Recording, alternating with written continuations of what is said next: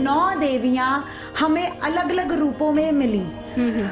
जैसे कि हम पहली देवी शैलपुत्री, दूसरी ब्रह्मचारिणी देवी, तीसरी चंद्रघंटा, चौथी देवी यानी कि कुष्मांडा माता, 5वीं देवी हमारी स्कंद माता, अगली है हमारी छठी देवी कात्यायनी माता, उसके बाद 7वीं देवी हमारी कालरात्रि, अब हमारे अष्टमी, उसके बाद आगे जी सिद्धिदात्री। ये जो नवरात्रे रहते हैं ना बेटा, इन नवरात्रों में हम अपनी हर तरह की नकारात्मकता को छोड़ देते हैं और हर सकारात्मकता को अपने अंदर लेकर जाते हैं।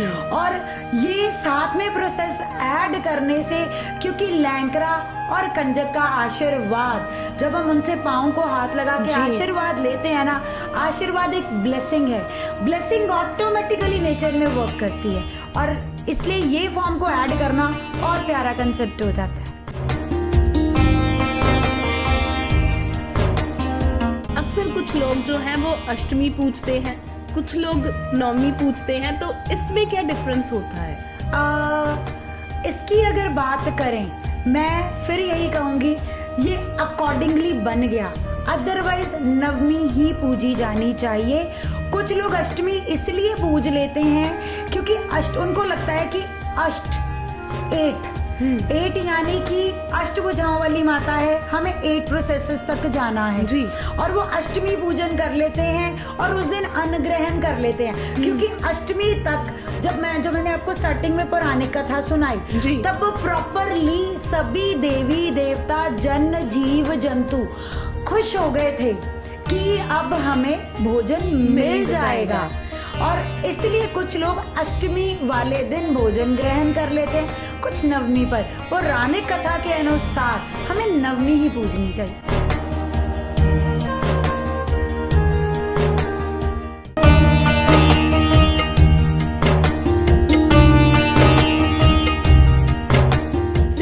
टाइम्स पर मैं हूं जसप्रीत, और आज मैं हाजिर हूं आपके लिए नवरात्रि स्पेशल प्रोग्राम लेकर। और आज मेरे जो गेस्ट हैं वो भी खास हैं, बिल्कुल जी, मेरे साथ मौजूद हैं इस समय एस्ट्रोलॉजर ऋतिका मरवाहा जी। सो आइए करते हैं उनसे बातचीत। तो मैम बहुत बहुत स्वागत है आपका। जय माता दी। जय माता दी। मैम, नवरात्रि जो हैं वो शुरू हो चुकी हैं, तो पहले हमें ये बताइए कि नवरात्रि जो है साल में 2 बार होती है या 4 बार होते हैं? चलिए पहले हम ये बातचीत स्टार्ट करने से पहले एक एनर्जी को क्रिएट कर लेते हैं एक मंत्र के साथ, फिर आपके सारे सवालों का हम जवाब देंगे, ठीक है ना? सबसे पहले मुझे लगता है एक एनर्जी, एक शक्ति जिसके बारे में हम बात करने वाले हैं, उसके बारे में हम थोड़ा सा उनकी एनर्जी यहाँ क्रिएट कर ले। एक छोटा सा मंत्र के साथ हम शुरुआत करेंगे। या देवी सर्वभूतेषु शक्ति रूपेणी संस्थिता, नमस्तस्यै नमस्तस्यै नमस्तस्यै नमो नमः। अब आते हैं हमारे पहले सवाल पर। नवरात्रों के बारे में बहुत सारे लोगों को ये नहीं पता। हमें 2 नवरात्रि तो पता है, ठीक है, कि एक शरद नवरात्रि होती है, एक चैत्र नवरात्रि, बट आमतौर पर मैंने सुना है कि 4 नवरात्रि होते हैं। तो वो कौन से वाले होते हैं, प्लीज उसके बारे में बताइए। बिल्कुल जी, हमारे 4 नवरात्रे होते हैं। जैसे कि जसप्रीत आपको पता है कि हमारे मौसम कितने हैं? 4, इसीलिए 4 नवरात्रे आते हैं। इसका आध्यात्मिक महत्व भी है और वैज्ञानिक महत्व भी है, ठीक है ना? क्योंकि 4 मौसम जब चेंज होते हैं, हर मौसम के चेंज के साथ एक नवरात्रे आते हैं। सबसे पहले आपने ही कहा चैत्र नवरात्रे, वो जब हमारे गर्मी का आगमन होता है तब वो नवरात्रे आते हैं जी। उसके बाद जब हमारा आ जाता है मॉनसून, बारिशों का सीजन, जुलाई, एक उसमें आते हैं, उसको हम गुप्त नवरात्रा कहते हैं, ठीक है। उसके बाद अब हमारे आगे जो आजकल चल रहे हैं शारदीय नवरात्रे, सर्दियों के नवरात्रे। शारदीय मतलब सर्दी। अब फिर मौसम चेंज हो रहा है, उसके बाद फिर आएगी पतझड़, फिर वो नवरात्रे आएंगे। और 2 नवरात्रे जो हैं चैत्र के यानी कि अप्रैल मंथ के और ये अक्टूबर मंथ के जो शारदीय या अश्वनी नवरात्रे कहा जाता है, ये सारा ब्रह्मांड मनाता है। और जो मेडिटेटर्स हैं, पाठ पूजा करते हैं, या जिन्होंने अपने इनर एनर्जी एनहांस करनी है, जो बाकी 2 गुप्त नवरात्रों के बारे में मौसम चेंज पे हमने बात करी, वो लोग वो मनाते हैं। बिल्कुल 4 नवरात्रे हैं और वैसे हमें मनाने चारों ही चाहिए।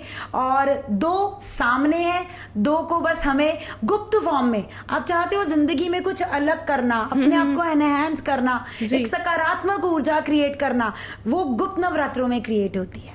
ओके, तो नवरात्रे जो है, ठीक है, देवी की पूजा की जाती है, दुर्गा माता की, ठीक है, तो शरद नवरात्रे और चैत्र नवरात्रे, इनमें कुछ डिफरेंस भी है कि मतलब बिल्कुल उसका बिल्कुल कंसेप्ट प्लीज क्लियर करें। बिल्कुल जी, इसलिए बिल्कुल, मनाए जाते हैं, इनका बिल्कुल। डिफरेंस क्या है इन दोनों का?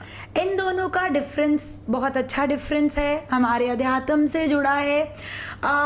जैसे कि अगर हम बात करें, सबसे पहले हमारे सनातन धर्म में जो हिंदू कैलेंडर बनता है वो शुरुआती चैत्र नवरात्रों में होता है, आपको पता होगा, है ना जी। संक्रांति से शुरू होता है। तो उन चैत्र के नवरात्रों में एक महिषासुर नामक राक्षस होता था जी। और वो राक्षस की उसने ऐसा वरदान देवताओं से पाया हुआ था कि उसको देव और दानव कभी भी पराजित ना कर सके। और बहुत हाहाकार मच गई थी उस समय, और उस हाहाकार के तहत ना देवता उसको हरा पा रहे थे, ना दानव उसको हरा पा रहे थे। अजर अमर तो कोई भी मृत्यु लोक में होने नहीं आया। सब जानते हैं जो मृत्यु लोक पे आ गया उसको तो जाना भी है, चाहे हमारे देवता क्यों नहीं आए, चाहे हमारे नारायण ने क्यों नहीं जन्म लिया, चाहे हमारे गुरुदेव क्यों नहीं आए, हर एक को इस धरती से वापसी करनी है। तो वो कैसे अजर अमर हो सकता था? तो और ऊपर से वो सारी नकारात्मक ऊर्जा धरती पर छोड़ रहा है। और उस नकारात्मक ऊर्जा को खत्म करने के लिए फिर हमारे तीनों देव ब्रह्मा विष्णु महेश, इन्होंने शक्ति का वाहन करा जी। और उस शक्ति ने को फिर ब्रह्मा विष्णु महेश ने, किसी ने उनको, जैसे शिव जी ने उनको त्रिशूल दिया, नारायण जी ने उनको चक्र दिया, ब्रह्मा जी ने कमंडल दिया, इसी तरह सभी देवता ने उस अष्टभुजा माता को एनर्जीज दी और उस एनर्जी से एक देवी का रूप क्रिएट हुआ। और उस देवी ने 6 महीने प्रॉपर तप किया, ध्यान करा, और जो एनर्जीज उसको मिली उस एनर्जीज के तहत उसने अपने एक मतलब महिषासुर के लिए एक पावर क्रिएट हो गई। फिर ये होगी चैत्र नवरात्रों की बात, एनर्जी मिल गई, एक हमारे पास एनर्जी आ गई महिषासुर को खत्म करने के लिए। मतलब चैत्र नवरात्रों में देवी की क्रिएशन हुई थी और देवी को एक पावर हमें धरती को मिली थी देवी की फॉर्म में, जो महिषासुर को या नकारात्मक ऊर्जा को खत्म कर सके। उसके बाद आगे ये वाले नवरात्रे हमारे शारदीय नवरात्रे, जहाँ अश्विनी नवरात्रे, इन नवरात्रों में 9 दिन और 9 रात महिषासुर के साथ प्रॉपर युद्ध हुआ। और जब 9 दिन 9 रात युद्ध हुआ, फिर आ गया दशमी, जिसको आप दशहरा भी कहते हो। दशमी वाले दिन महिषासुर का वध देवी ने करा था, इसीलिए उसको देवी को महिषासुर मर्दिनी के नाम से भी जाना जाता है। जी, नहीं, बहुत अच्छी बात है। मुझे लगता है कि काफी लोगों को जो ये कंसेप्ट है वो क्लियर हो गया होगा, क्योंकि मुझे नहीं पता था और मैं भी जानना चाहती थी, और मुझे भी बहुत अच्छे से क्लैरिटी हो गई कि ये चैत्र के नवरात्रों और शरद के नवरात्रों में डिफरेंस क्या है और इनको मनाने की जो वजह है वो अलग अलग क्यों है ना। और ये भी बात बताऊंगी कि शुरू से हम लोगों की नजर में सिर्फ देखा जाता है दशहरे को कि रामचंद्र जी ने रावण का वध करा और अयोध्या को चले, पर अगर पौराणिक कथा में जाएं तो देवी ने महिषासुर का नाश दशहरे और दशमी वाले दिन ही करा था। जी, मतलब एक तरह से हम कह सकते हैं जो दशहरा है वो बुराई पर अच्छाई की जीत का प्रतीक है, नकारात्मकता पर सकारात्मकता की जीत है। आप अगर दुर्गा पूजा उधर बंगाल की तरफ जाओ ना जसप्रीत, तो उधर आप देखेंगे कि इन दिनों को बड़ा कलरफुल वे में मनाया जाता है, पंडाल लगते हैं वहाँ पे, बहुत प्रॉपर डांस होता है, नृत्य होता है ना, रंगों के साथ, क्योंकि महिषासुर का वध हुआ था। उसके पीछे भी एक ये रीजन है बंगाल की तरफ इन दिनों को मनाने का। जी, और नवरात्रों की जब हम शुरुआत करते हैं, ठीक है, तो बहुत बार हमसे अनजान लोग हैं, ठीक है, पंडित जी तो आएंगे, वो तो बिल्कुल एक तरह से कह सकते हैं कि रीति रिवाज के साथ ही नवरात्रों की शुरुआत करेंगे। अगर घर पे हमने नवरात्रों की शुरुआत करनी है, देवी की आराधना करनी है, तो हमें कैसे करनी चाहिए? सबसे पहले तो देखो, देवी है, देवी का मतलब क्या है? माँ। ममता से भरी है जी। हम उनके बच्चे हैं। अब जिस भाव से करेंगे ना, बस भाव शुद्ध होना चाहिए। आप, क्योंकि वो माँ है, ममता की देवी है, जरूरी नहीं है बहुत से हार्ड एंड फास्ट रूल्स रखें। आप बहुत ही प्यार से देवी को जय माता दी का आवाहन जो भी मिले नवरात्रों में, देवी का आवाहन, ठीक है, हमें घर पर उनको विराजमान कराना है, लाल रंग की चुनरी देनी है, खेतरी माता है ना, बहुत महत्व है खेतरी का। हाँ। हमारे नॉर्थ इंडिया में तो खास तौर पर, है ना। जी हाँ, मेरा अगला सवाल भी यही था कि आप जब हम जो खेतरी बीजते हैं, उसे बीजने का कारण भी क्या है? बिल्कुल, क्यों वो जरूरी होती है? क्योंकि नवरात्रों में हर कोई अपने घर पे जो जौ है वो बीजता है ना, दुर्गा माता की प्रतिमा के पास उसे बीजा जाता है। तो उसके पीछे का रीजन क्या है? उसके पीछे की कहानी जो है, वो सत्य जो है वो क्या है? बहुत प्यारा सत्य है। एक वैज्ञानिक स्पष्टीकरण भी है और एक आध्यात्मिक स्पष्टीकरण भी है। दोनों स्पष्टीकरण आपको मिलेंगे इसमें। सबसे पहले तो हम, क्योंकि ज्यादातर ऑडियंस आजकल वैज्ञानिक स्पष्टीकरण पहले मानती है ना, क्योंकि उनका इंटरेस्ट ही उसी में है, फैक्ट्स के ऊपर, फिगर्स के ऊपर, लॉजिकल बातों को ज्यादा मानते हैं। तो अगर हम लॉजिक्स के ऊपर आए तो जैसे कि मौसम चेंज होता है, हमारा डाइजेस्टिव सिस्टम ऑटोमेटिकली डिस्टर्ब होता है। Yes. उसको आराम चाहिए, है ना। उसको आराम देने के लिए अगर हम एक हफ्ता भोजन ना करें तो ऑटोमेटिकली बॉडी का डाइजेस्टिव सिस्टम पॉजिटिव हो जाएगा, बिल्कुल, है ना। इसीलिए नवरात्रे हमारी नेचर के द्वारा, हमारी सृष्टि के द्वारा बनाए गए, जैसे 4 आए, मैंने कहा मौसम चेंज पर आते हैं, 4 मौसम है जहां से हमारी आज की वार्तालाप शुरू हुई थी। और वो इसीलिए 4 बार किए गए, जैसे जैसे मौसम चेंज हो, हम कुछ दिन बिना आहार के रहें, फल फ्रूट पर रहें, हमारा डाइजेस्टिव सिस्टम अच्छा हो जाए। अब हम आ जाए पौराणिक कथा के ऊपर। जब ब्रह्मा जी ने सृष्टि रची, सृष्टि बहुत सुंदर रची उन्होंने, बहुत बहुत प्यारी सृष्टि, जीव जंतु बहुत प्यारे, देखकर खुश हो रहे थे। थोड़ी देर बाद, क्योंकि जब भी कोई चीज बने ना, उस समय उसके, आप भी कोई चीज बनाओ ना, उस जब बना रहे हो तब आपको उसका ना क्या लूप होल्स है नहीं पता चलता। जब उसमें हम विचरण करते हैं, यानी कि हम उसको इस्तेमाल करना शुरू करते हैं, तब हमें पता चलता है कमी कहाँ रह गई। तो जब बन गई सृष्टि तो ब्रह्मा जी को धरती से आवाहन हुआ कि हम लोग भूखे मर रहे हैं। लोग भूखे मरने लग गए जो धरती पर थे, भूख के कारण त्राही त्राही हो गई। फिर ब्रह्मा जी ने शक्ति का आवाहन करा कि अब आप ही शक्ति हैं, आप ही बताइए हम क्या करें। तो उस शक्ति ने कहा कि, और ब्रह्मा जी ने ये भी कहा कि ऐसा कुछ नियंत्रण में करिएगा कि थोड़े ही दिनों में सब भरपेट हो जाए। और शक्ति ने जौ धरती पर फेंके और 1 हफ्ते में जौ धरती से पुंगरना शुरू हो गए।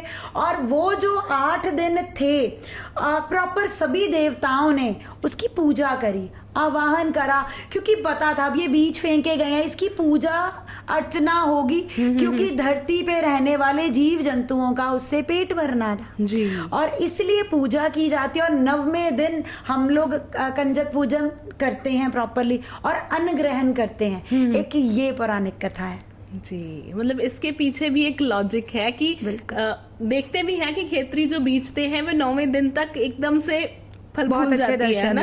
यस जी। और मैं आपसे ये भी पूछना चाहूंगी कि जैसे आपने शरद और चैत्र के नवरात्रों के बारे में तो बता दिया, लेकिन जो दूसरे 2 नवरात्रे हैं वो इतनी धूमधाम से क्यों नहीं मनाए जाते? जैसे कि बाकी लोग इतनी श्रद्धा के साथ मनाते हैं चैत्र और शरद वाले नवरात्रे, उनको ना मनाने का क्या रीजन है? देखिए, हर चीज धरती पर सृष्टि में गुप्त है। बहुत सी चीजें हैं जो गुप्त हैं। कुछ हम आंखें खोलकर देखते हैं, कुछ हम आंखें बंद करके देखते हैं, राइट और रॉन्ग। Yes. आपके घर पर भी आपने कुछ चीजें सबके लिए रखी हैं, कुछ चीजें अपने या अपने परिवारजनों के लिए रखी हैं जो उसमें बिलीव कर रखते हैं। ऐसे ही गुप्त नवरात्रि और दूसरे नवरात्रों में डिफरेंस है। परमात्मा ने, सृष्टि ने, हमारी दुर्गा ने, हमारी एनर्जी ने वो नवरात्रे गुप्त रखे हैं। वो सिर्फ अपने प्यारे बच्चों के लिए, कि ताकि वो उसमें अपने आप को एनहांस कर सकें, मेडिटेटर्स या जिनको ऊर्जा अलग चाहिए आगे बढ़ने की, या जन कल्याण के लिए। क्योंकि जो लोग गुप्त नवरात्रे करते हैं ना, वो ऑटोमेटिकली जन कल्याण में जुड़ जाते हैं। उनको मोह माया नहीं होता। कौन बार बार भूखा रह सकता है? एक आम इंसान नहीं रह सकता। 9 दिन आजकल लोग नहीं रह पाते। उनको लगता है नहीं, लास्ट तो रख लेंगे जी, होता है जी, ना, जी। तो वो गुप्त नवरात्रे कैसे कर लेंगे? राइट और रॉन्ग। और इसी तरह से जो मैंने आपको कहा, सृष्टि ने कुछ चीजें सामने रखी हैं, कुछ चीजें गुप्त हैं, और वो गुप्त नवरात्रे जो है ना, मेडिटेटर्स या जो जो बहुत spiritual दुर्गा लोग हैं, उनके लिए। अध्यात्म से जुड़े हुए जी। लोगों को अपने आप ही दुर्गा दे देती है, और दुर्गा की इच्छा के बिना कोई उनका नाम भी नहीं ले सकता। जी बिल्कुल। और खेत्री की बात की हमने, ठीक है, नवरात्रे हो गए, ठीक है, खेत्री का उसके बाद फिर क्या किया जाता है? खेत्री माता का जल प्रवाह किया जाता है प्रॉपर विधि विधान से। जी, तो वो विधि विधान से कैसे, मतलब क्या विधि है उनको जल प्रवाहित करने की? जल प्रवाहित करने के लिए एक जो चुनरी, और जैसे उनको घर की बेटी की तरह माना जाता है खेत्री को, जी। और जब घर की बेटी विदा होती है कुछ पैसे भी रख दिए जाते हैं, हमेशा कुछ ना कुछ कैश फॉर्म में या सिक्के की फॉर्म में खेत्री के साथ जरूर रखा जाता है। फिर हम ब्यास में जाकर एक अच्छी कहीं पर भी हम खेत्री माता को जल प्रवाह नहीं कर सकते। अगर आप खेत्री माता घर पर लाए हैं, विधि विधान से आपने उनकी 9 दिन पूजा करी है, आप कहीं पर भी जो मंदिरों में या कहीं रख रहे हो, वह बिल्कुल गलत कर रहे हो। हमें एक पवित्र नदी के किनारे जाकर उनको जल प्रवाह प्रॉपरली चुनरी देकर और सिक्का या पैसे जो भी आप करना चाहते हो रखकर फिर उनको जल प्रवाह करना है, और साथ में कहना है फिर अगले नवरात्रों में जरूर आइएगा, क्योंकि बरकत बढ़ती है उससे घर पर। क्योंकि अन्न क्या है? बरकत ही देगा ना, घर में एक एनर्जी क्रिएट करेगा। अन्न के बिना तो हमारी बॉडी में भी एनर्जी नहीं है जी, सकारात्मकता क्रिएट करेगा, पॉजिटिविटी लेके आएगा। और अक्सर ये भी कह देते हैं कि नवरात्रे हैं, चलो ठीक है, मैंने लास्ट वाले 2 नवरात्रे हैं वो वाले रख लेने हैं, ठीक है, या फिर पहले 2 नवरात्रे, या फिर पहला नवरात्रा और लास्ट वाला नवरात्रा, क्या इससे भी कोई फर्क पड़ता है? देखिए, आजकल के शरीर, हर इंसान बच्चे से लेके बूढ़े तक कुछ ना कुछ फॉर्म में परेशानियां या मेडिसिन के ऊपर है। बॉडी में इतने दिन निराहार रहना हो ही नहीं पा रहा। इसलिए हमारे बड़े बुजुर्गों के द्वारा जब शुरुआत हुई थी तो 9 दिनों की ही हुई थी जी। पर अब हमारे बड़े बुजुर्ग, हमारे पंडित लोगों ने कह दिया, क्योंकि बॉडी अलाउ नहीं कर पा रही, बट इसका आवाहन 9 दिनों का ही है। हमने अपने बॉडी के अकॉर्डिंगली इनको 2 दिनों में क्रिएट कर लिया। ठीक है, मतलब ये श्रद्धा है आपकी, श्रद्धा है ना। और बेसिकली एक और चीज बताती हूँ, लास्ट 2 नवरात्रों की अगर जैसे आपने बात करी है ना, लास्ट 2 जो नवरात्रे अगर हम करें, लोग ज्यादातर काल रात्रि का यानी 7वां और 8वां अष्टमी का करते हैं, है ना। काल रात्रि का नवरात्रा बेसिकली बेटा इसलिए किया जाता है क्योंकि काल रात्रि मीन्स एक काला स्वरूप है माँ का, है ना, भय का स्वरूप है। हमारी जिंदगी से हर तरह का भय दूर हो, काल रात्रि का नवरात्रा इसलिए किया जाता है। और अष्टमी का नवरात्रा वो इसलिए किया जाता है कि हमारे हर मनोकामना पूर्ण हो, हमें देवी का आशीर्वाद मिलता है। लोग आशीर्वाद लेने के लिए ये नवरात्रे कर लेते हैं। ठीक है।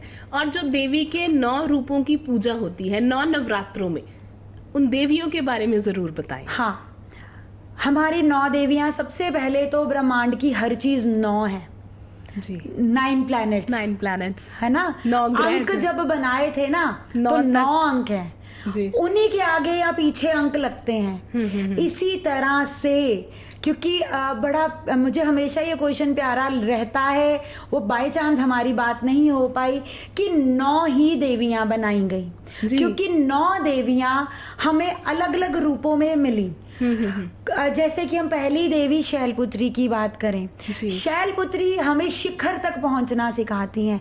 हम जो सोचेंगे, क्योंकि वो पर्वत हमारे कैलाश पर्वत की बेटी हैं जी, और वो हमें सिखाती है कि आपको बहुत ऊंचाई तक जाना है। वो नवरात्रा हमें ऊंचाई तक लेकर जाता है जी। दूसरी ब्रह्मचारिणी देवी जो है वो ब्रह्मा जी की बेटी है। ब्रह्मांड कि जो भी हमें नेचर की एनर्जीज चाहिए ब्रह्मचारिणी देती हैं, बड़ी पीसफुल देवी हैं। और तीसरी चंद्र घंटा की बात करें, सिर पर चंद्र है, घंटा साथ में, चंद्र हमारे चंद्र प्लैनेट यानी कि मूड स्विंग्स को भी बताता है, और घंटा यानी कि आपकी जैसे बेल रहती है, किसी भी तरफ से बजाओ आवाज सेम देता है, जी। आवाज अलग नहीं आती घंटे जी। की, है ना। तो वो हमें सिखाता है कि कोई भी हालात जिंदगी में चल रहे हो, आपको स्थिर रहना है, पेशेंट रहना है, सब्र से रहना है। अब हम करेंगे चौथी देवी यानी कि कुष्मांडा माता के बारे में बात। कुष्मांडा माता यानी कि हमारे कोई भी डर है, छोटे से लेके बड़ा डर, छोटी सर्जना से बड़ा बड़ा कार्य करना हो तो कुष्मांडा माता का आवाहन हमें उस स्तर तक लेकर जाता है। और अगली देवी हमारी पांचवी देवी हमारी स्कंद माता। अगर स्कंद माता की बात करें, वो सृजन की देवी है। आपको नई रिसर्च करनी है, नई कोई इनोवेशन करनी है, तो आपको पंचम नवरात्रे की स्कंद माता के आवाहन करना अच्छा रहता है। अगली है हमारी छठी देवी कात्यायनी माता। कात्यायनी का मतलब ही होता है क्रियाशील रहना, हमेशा एक्टिव टू वर्क। हर कोई काम दिया, आई विल डू इट, मुझे करना है, मीन्स वो हमें एक्टिव करती हैं, क्रियाशील बनाती हैं। उसके बाद सातवीं देवी हमारी कालरात्रि। कालरात्रि माता हर भय का अंत, अंधकार के आगे रोशनी का आगमन होना। क्योंकि कालरात्रि एक जो हमारी देवी है ना, गुस्से की देवी तो है पर मामृतव से भरी हुई भी है। क्योंकि जब भी हम काली माता की बात करें ना, लोग एक डर की फॉर्म में आते हैं, पर उनमें जो मामृतव है ना, वो किसी में नहीं है। कोई भी डर है, कोई भी आपको अंधकार लग रहा है, वो काल रात्रि की जो पूजा होती है ना, हर डर के आगे, नकारात्मकता के आगे सकारात्मकता की जीत हमें काल रात्रि माता देती हैं। अब हमारे अष्टमी, अष्टमी को सब मानते हैं। अष्टमी वैसे भी हर मासिक अष्टमी में भी आती है। आप तो चलो गुप्त नवरात्रों की बात कर रहे थे ना जसप्रीत, आपको पता होना चाहिए हमारे ये जो हर मंथ भी अष्टमी मनाई जाती है सनातन में, और उसका भी बहुत महत्व रहता है। और एज ए सनातनी बहुत लोग हर महीने की अष्टमी पे प्रॉपर कंजक पूजन करते हैं, जैसे कि इस अष्टमी को किया जाता है। और अष्टमी वाले दिन माँ का आशीर्वाद आपको जिंदगी में एक सकारात्मक सोच के साथ साथ जो जिंदगी में विघ्न है वो सारे खत्म करता है। उसके बाद आगे जी सिद्धिदात्री। जिंदगी में कुछ भी सिद्ध करना चाहते हो, कोई भी अचीवमेंट चाहते हो, राइज चाहते हो, कोई भी सिद्धि प्राप्त करना चाहते हो, जैसे कोई मेडिटेटर्स है, तपस्वी है, या कोई आम इंसान ही है, आपका कोई टारगेट है लाइफ का, आप सिद्धिदात्री देवी को इष्ट बना लो, आपके ऑटोमेटिकली जिंदगी में सक्सेसेस आपके पास आने लग जाएंगे। ये था जी हमारे 9 देवियों के बारे में वार्तालाप, जो कि करना बहुत इंपॉर्टेंट रहता है। पर इसके साथ मैं एक और चीज ऐड करूंगी, हम कंजक पूजन में एक लैंकड़ा यानी कि बजरंग बली को जरूर बिठाना है, क्योंकि जहां पर हमारी माँ है, जहां पर हमारी कंजकें हैं, वहां पर हमारे लैंकड़े का, हमारे हनुमान जी का होना बहुत जरूरी है। ये मेरा सवाल भी था आपसे कि कंजकें तो हो गई, ठीक है, तो साथ में जो लैंकड़ा बिठाया जाता है वो क्यों बिठाया जाता है? हनुमान जी है, हनुमान जी हैं, उनके बेटे हैं, उनके द्वारपाल हैं, उनके सबसे प्रिय हैं। और देवी अपनी एक प्रोटेक्शन के बिना, आप कहीं जाती हैं एक प्रोटेक्शन साथ चलती है ना, देवी खुद एक प्रोटेक्टिव पावर है, पर उनके साथ हनुमान जी हमेशा रहते हैं, दूत बनकर उनके। जी, बहुत अच्छी बात है, क्योंकि ये मुझे भी क्लियर नहीं था। क्योंकि लैंकड़ा बोल देते हैं, ठीक है, तो कई बार दिमाग में आता है कि पूजा तो हम देवियों की करते हैं, तो फिर लैंकड़ा क्यों बिठाया जाता है साथ में, है ना। तो वो आपने बहुत अच्छा किया कि कंसेप्ट जो था वो क्लियर कर दिया ना। और मेरा इसमें भी ना मैं एक और चीज जसप्रीत ऐड करूंगी कि बेटा जैसे हमने नवरात्रों की बात करी है ना, नवरात्रों की,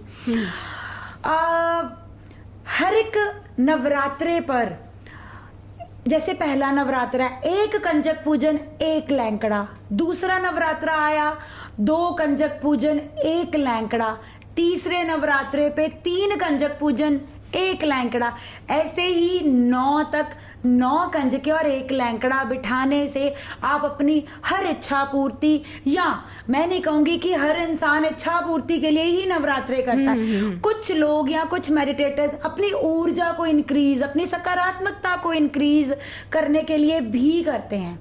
क्योंकि ये जो नवरात्रे रहते हैं ना बेटा, इन नवरात्रों में हम अपनी हर तरह की नकारात्मकता को छोड़ देते हैं और हर सकारात्मकता को अपने अंदर लेकर जाते हैं। और ये साथ में प्रोसेस ऐड करने से, क्योंकि लैंकड़ा और कंजक का आशीर्वाद, जब हम उनसे पाँव को हाथ लगा के आशीर्वाद लेते हैं ना, आशीर्वाद एक ब्लेसिंग है, ब्लेसिंग ऑटोमेटिकली नेचर में वर्क करती है, और इसलिए ये फॉर्म को ऐड करना और प्यारा कंसेप्ट हो जाता है। नहीं, बहुत अच्छी बात है। और एक सवाल मेरा आपसे ये भी है कि अक्सर कुछ लोग जो हैं वो अष्टमी पूजते हैं, कुछ लोग नवमी पूजते हैं, तो इसमें क्या डिफरेंस होता है? इसकी अगर बात करें, मैं फिर यही कहूंगी, ये अकॉर्डिंगली बन गया, अदरवाइज नवमी ही पूजी जानी चाहिए। कुछ लोग अष्टमी इसलिए पूज लेते हैं क्योंकि उनको लगता है कि 8 यानी कि अष्टभुजाओं वाली माता है, हमें 8 प्रोसेसेस तक जाना है जी। और वो अष्टमी पूजन कर लेते हैं और उस दिन अन्न ग्रहण कर लेते हैं। क्योंकि अष्टमी तक जब मैंने आपको स्टार्टिंग में पौराणिक कथा सुनाई, तब प्रॉपरली सभी देवी देवता, जन जीव जंतु खुश हो गए थे कि अब हमें भोजन मिल जाएगा। और इसलिए कुछ लोग अष्टमी वाले दिन भोजन ग्रहण कर लेते हैं, कुछ नवमी पर। पौराणिक कथा के अनुसार हमें नवमी ही पूजनी चाहिए। जी। और कंजक बिठाने की एक्चुअल जो प्रथा है वो तो शुरू से है, ठीक है, तो कंजक बिठाते समय हमें कैसी विधि करनी चाहिए, क्या क्या करना चाहिए, उसके बारे में जरूर बताएं। कंजक पूजन की बात करें, वो देवी रूप है जी, ठीक है ना। सबसे पहले ये कहा जाता है देवी रूप है वो। और दूसरी चीज है, हमेशा कंजक 12 या 13 साल से छोटे बच्चे को ही लेना चाहिए जी। अगर हम बात करें उसके बाद वो लड़की बड़ी हो जाती है, जिसको मेंस्ट्रुअल सर्कल एक फिजिकल फॉर्म में कहा जाता है जी। हमेशा जब भी कंजक बिठाओ तो छोटी 10-12 साल तक की लड़की को बिठाओ, क्योंकि उसमें देवी रूप है। देवी रूप इसलिए है, उसमें अभी तक कोई छल कपट नहीं आया, उसको दुनिया की समझ नहीं है, वो भोले भाव में है, वो हर एक को एक समान देख रही है। उसके माँ बाप भी यही है, चाचा चाची, ताया ताइयां, हर एक वो एक नजर से देख रही है, जैसे मामृतव रूप है ना। मामृतव रूप है, आशीर्वाद देगी, सबको सेम आशीर्वाद देगी। उसके साथ एक लैंकड़ा भी छोटी एज का ही बच्चा होना चाहिए, बाल स्वरूप होना चाहिए, क्योंकि हनुमान जी भी जब बड़े हो जाते हैं ना तो वो पनिशमेंट्स भी देने लग जाते हैं। बाल स्वरूप हनुमान जी का बड़ा प्यारा स्वरूप है, खेलता भी है, हंसता भी है, सूर्य तक मुंह में ले लेता है, क्योंकि बाल स्वरूप है। इसलिए सबसे पहला प्रोसेस है कि छोटे बच्चों को ही कंजक स्वरूप है। चुनरी जरूर दें, लाल रंग की चूड़ियां जरूर दें, देने का भाव हमेशा अपना रखें, जो जैसा अफोर्ड कर सकता है। जैसे हमने स्टार्ट में बात करी, जो भाव है, जय माता दी से भी वही भाव है और हजारों करोड़ लगाने से भी वही भाव है। श्रद्धा होनी चाहिए, मन में भावना होनी चाहिए। मैं तो कहती हूँ जय माता दी भी भाव से कह दो, आपकी आवाज ऊपर तक जा सकती है, नेचर में जा सकती है और माँ के पास सुनवाई हो सकती है। और कई लोग हजारों करोड़ों देकर भी हमने ये किया, हमने वो किया, हमने कंजकों को ये बांटा, हमने वो दिखावा भी कई बार हो जाता है, क्योंकि हमारे बुजुर्गों ने तो हमें यही सिखाया है, एक हाथ से दो दूसरे को बताना चाहिए। बिल्कुल ना। और नवरात्रे तो चलो चलते हैं, ठीक है, खत्म भी हो जाते हैं, तो इन 9 दिनों में तो हर कोई अपने आप को मतलब कह सकते हैं कि नकारात्मक सोच से दूर रखता है, आस्था में रहता है, भगवान का पूरा नाम, देवियों को याद करता है, कोई गलत काम नहीं करता। तो लेकिन दुनिया को आप क्या कहना चाहेंगे कि नवरात्रों के बाद भी वो भगवान तो हमें देख रहा है ना? बिल्कुल जी, अपने कर्म हमेशा सिद्ध रखो, कर्मों को कभी मत भूलो, क्योंकि मैं हमेशा ये बात कहती रहती हूँ, कलयुग है, यानी कि कली का युग है। शुरू से सब सुन रहे हैं, कली ने धरती पर आना है और इस कली के युग में सिर्फ नाम जप सहारा है। हर एक धर्म ग्रंथ में लिखा गया है, नाम जप करो। कर्म को अच्छा रखो, किसी का मन मत दुखाओ। और हमेशा मैं ये कहूँगी, जिस भी धर्म से हैं आप अपना नाम जप करो, हाय हेलो छोड़ो, जय माता दी कहो, जय शंकर जी कहो, राधे राधे कहो, सत श्री अकाल कहो, सलाम कहो, पर अपने धर्म के हिसाब से ही संबोधित करो। हाय हेलो छोड़ देनी चाहिए, ताकि इसी बहाने से हम लोग सारा दिन बहुत ही ज़्यादा बिजी स्केड्यूल में हो गए हैं। राहु का युग चल रहा है, सारा दिन फोन टीवी, बिजी स्केड्यूल, बच्चों में बिजी, बचा खुचा टाइम, एक एक सेकंड बाद फोन का फोबिया है ना, हम लोग नाम ले ही नहीं पा रहे। चेन सिस्टम बनाओ। अगर मैं जैसे कोई भी मुझसे मिलता है, उसको पता है मैम ने जय शंकर जी की ही कहना है, ऑटोमेटिकली सामने वाला जय शंकर जी कहेगा, तो वो चेन सिस्टम क्रिएट होता चलेगा। और यही चेन सिस्टम कहीं ना कहीं हम अगर कोई कर्म कांड नहीं भी फॉलो कर पा रहे तो हमारी ऊर्जा सकारात्मक तो रहेगी, दूसरा भी नाम करने से ही सकारात्मक हो जाएगा। और मेरा जन कल्याण में यही कहना है, किसी भी बहाने से खुद भी नाम जप करो और दूसरे से भी करवाओ। बिल्कुल, जब हम नाम लेंगे, ठीक है, जब हम नाम लेंगे तो डेफिनेटली अगला बंदा भी जो है वो भी नाम लेगा। सकारात्मकता अगर वो लड़ने भी आएगा ना, से ही फैलेगी। लड़ने भी आएगा, अगर आपने आते ही उसको कह दिया ना राम राम जी, जय शंकर जी, कैसे हो, वो ऑटोमेटिकली वो उसका भाव ही बदल जाएगा। उसका भाव नकारात्मकता से सकारात्मकता की तरफ चला जाएगा, because these all are ions, बिल्कुल पॉजिटिव एंड नेगेटिव आयोन्स। और हमारा ऑरा भी बिल्कुल वैसे पॉजिटिव हो जाएगा, क्योंकि जब हम बातें ही अच्छी करेंगे, जब हमारे मुंह से उच्चारण ही अच्छा होगा, तो हमारे आसपास भी तो अच्छी भावनाएं होंगी और सुगंध भी वैसी ही आएगी। बिल्कुल। और मैं आपका शुक्रिया करना चाहूंगी कि आपने हमारे नवरात्रि स्पेशल प्रोग्राम में अपना वक्त दिया, हमें बहुत अच्छा लगा। बहुत बहुत शुक्रिया मैम। धन्यवाद सबका।